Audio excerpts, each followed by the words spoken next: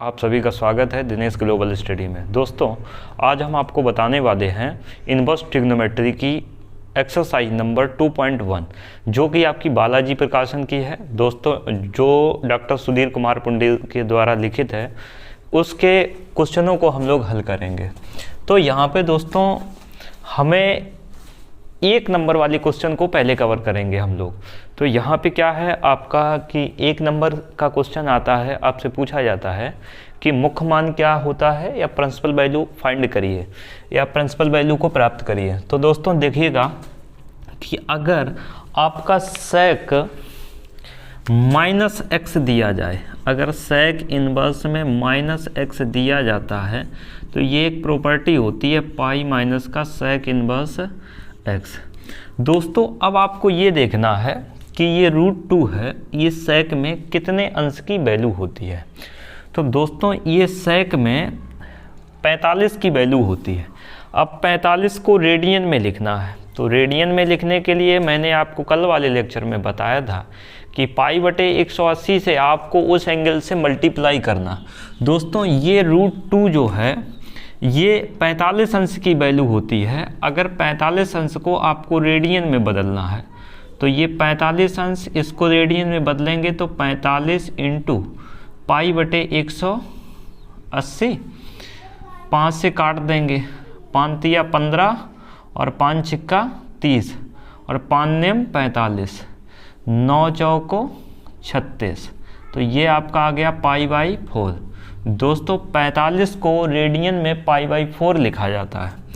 तो यहाँ पे हम लोग क्या करेंगे कि ये पाई माइनस और ये हमने लिख दिया सेक इनवर्स।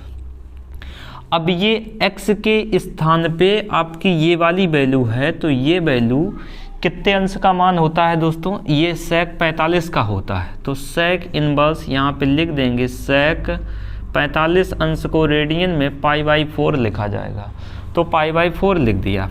अब दोस्तों क्या करते हैं यहाँ पे कि सेक इनवर्स से सेक कैंसिल हो जाता है। दोस्तों समझेंगे कि अगर आपका कभी भी सेक दिया जाए, इसके बाद में सेक इनवर्स दिया जाए और यहाँ एंगल में चाहे थीटा हो चाहे एक्स हो, तो ये आपका बराबर में थीटा बचता है।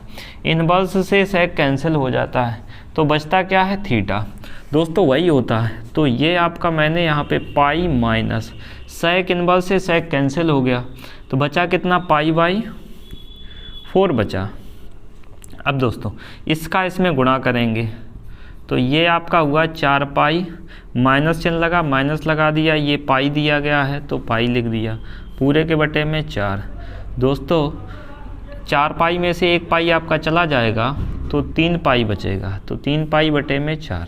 दोस्तों ये आपका आंसर आया। नेक्स्ट क्वेश्चन आपके सामने है, tan इनवर्स √3 दिया गया। दोस्तों आपको पता होना चाहिए कि रूट जो 3 होता है वो कितने अंश की वैल्यू होती है। दोस्तों ये वैल्यू जो होती है 60 अंश की होती है। अब जब 60 अंश की, tan में 60 अंश की वैल्यू √3 होती है, इसको आपको रेडियन में बनाना है।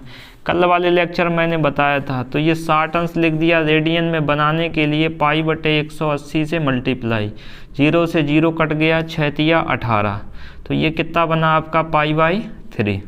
तो दोस्तों देखना इसको कैसे करते हैं। ये आपका tan इनवर्स मैंने लिख दिया, ये tan में कितने अंश की वैल्यू होती है, 60 की। 60 को रेडियन में तोड़ा तो π/3, तो इसको लिख दिया ये tan π/3। tan इनवर्स से tan कैंसिल हो गया, आपका बचा π/3। ये आपका फाइनली आंसर आ गया। नेक्स्ट क्वेश्चन दोस्तों, ये कोसेक इनवर्स -√2 दिया गया है। इसमें आपको क्या करना है कि प्रिंसिपल वैल्यू फाइंड करना है। दोस्तों सर्वप्रथम आपको ये सोचना है कि √2 जो 2 होती है ये कॉस में कितने एंगल की वैल्यू होती है। दोस्तों पहले तो प्रॉपर्टी हम लोग लिख लेते हैं कि अगर आपका कोसेक इनवर्स -x दिया जाए तो आपका माइनस का कॉसेक इनवर्स एक्स होता है।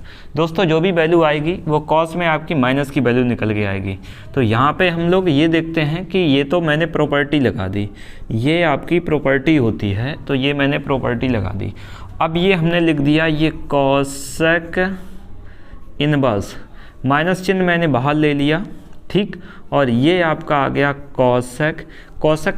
अब ये √2 जो होती है वैल्यू 45 अंश की होती है। 45 अंश को रेडियन में क्या लिखते हैं, π/4, अभी मैंने आपको बताया था।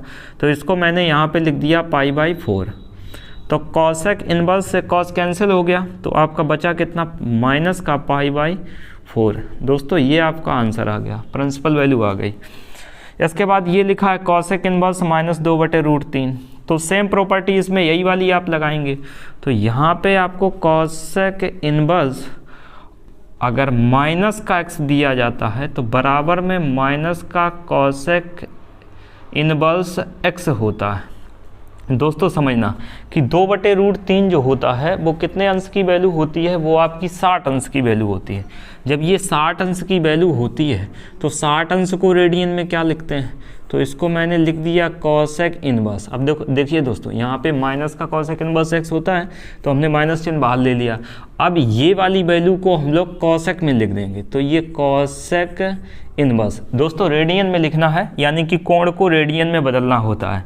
तो ये 60 अंश की जब वैल्यू होती है, 60 अंश को रेडियन में बदलने के लिए आपको π/180 से मल्टीप्लाई आप करा देते हैं। 0 से 0 काट देंगे, 6 × 18, कितना आ गया दोस्तों, π/3 आया। कितना आया आपका, π/3। तो यहाँ पे हमने क्या लिख दिया, ये π/3 लिख दिया। दोस्तों समझिएगा, कॉसेक इनवर्स से आपका ये कॉस कैंसिल हो गया। जब ये कॉसेक इनवर्स से आपका कॉसेक कैंसिल हो गया, आपका बचा कितना, माइनस का π/3। ये दोस्तों आपका आंसर आ गया। इसके बाद दोस्तों समझेंगे, ये आपका रब वर्क है, इतना आपको समझाया गया है। अब कॉस इनवर्स आपको लिखा है यहाँ पे √3/2। दोस्तों ये क्वेश्चन नंबर आपका ई पार्ट है, तो इसमें ये जो वैल्यू होती है, ये कॉसेक में √3/2 जो वैल्यू होती है वो 30 अंश की होती है। तो यहाँ पे आपको एक कॉसेक इनवर्स अगर माइनस का x दिया जाता है तो उसकी एक प्रॉपर्टी होती है π- का कॉसेक इनवर्स x। दोस्तों यहाँ पे आपको क्या करना है, ये मैंने लिख दिया π-, ये कॉस में कितने अंश की वैल्यू होती है, तो ये आपकी 30 की वैल्यू होती है। तो 30 की जब ये वैल्यू होती है, 30 अंश को रेडियन में लिखेंगे। तो देखना दोस्तों, इसको रेडियन में कैसे लिखेंगे, तो रेडियन में 30 अंश को मैं यहाँ पे समझा देता हूँ। 30 इंटू रेडियन में बनाने के लिए π/180 से मल्टीप्लाई, 0 से 0 3 18। दोस्तों कितना आया, ये π/6 आया। इसको मैंने कॉसेक इनवर्स x के स्थान पे कॉस कितने अंश की वैल्यू होती है, π/6, यानी कि माइनस का √3/2, या माइनस से कोई मतलब नहीं, √3/2, π/6 की वैल्यू होती है 30 अंश। इसको रेडियन में लिख दिया। कॉस इनवर्स से कॉस कैंसिल हो गया, आपका बचा π- का π/6।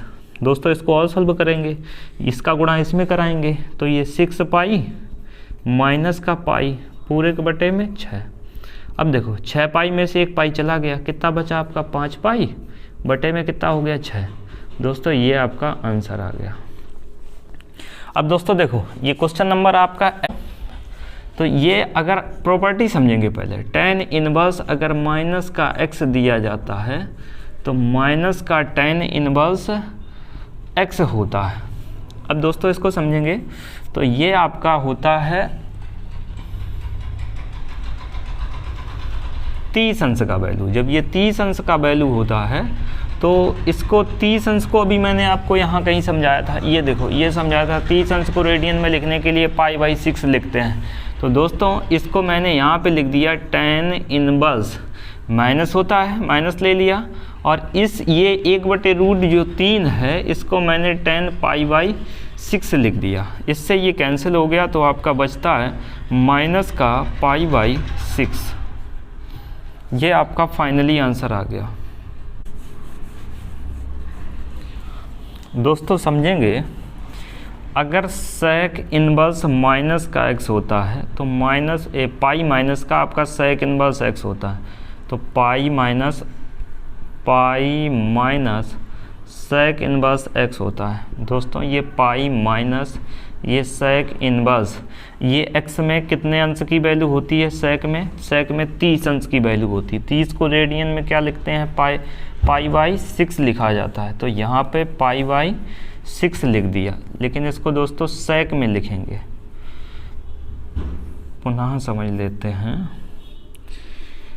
कि ये पाई माइनस ये आपका सेक इनवर्स, और ये सेक में होती है वैल्यू पाई बाई 6 की। सेक से सेक कैंसिल हो जाता है, पाई माइनस का पाई बाई 6, 6 पाई में से 1 पाई चला गया आपका पूरे बटे में 6, तो ये आपका आया 5 पाई बाई 6। ये दोस्तों आंसर आ गया।